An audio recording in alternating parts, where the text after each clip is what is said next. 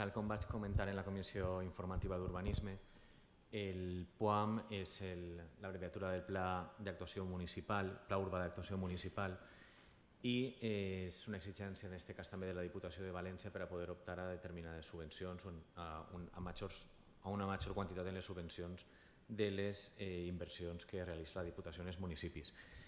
En el nostre cas, gran part del treball d'aquest pla ja venia fet per la meva companya i regidora de participació, Dolors Jimeno, en la redacció del PEC, del Pla Estratègic de Catarroja. En aquest sentit, vam aprofitar i la mateixa empresa que va redactar el PEC és la que ha redactat el PUAM, que és un document extens i que ho podeu veure en l'aplicació, que inclou una part de diagnòstica i una part que recull ja gran part de les sessions que se feren del Pla Estratègic i que van participar farà uns mesos. El Pla Urbà d'Actuació Municipal determina l'aplicació de l'Agenda 2030 en el nostre municipi i el que inclou són els famosos ODS, els Objectius de Desenvolupament Sostenible.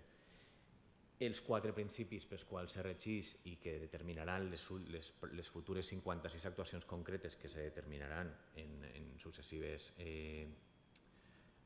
sessions i concrecions són la transició ecològica, la transformació digital, la cohesió social i la igualtat de gènere.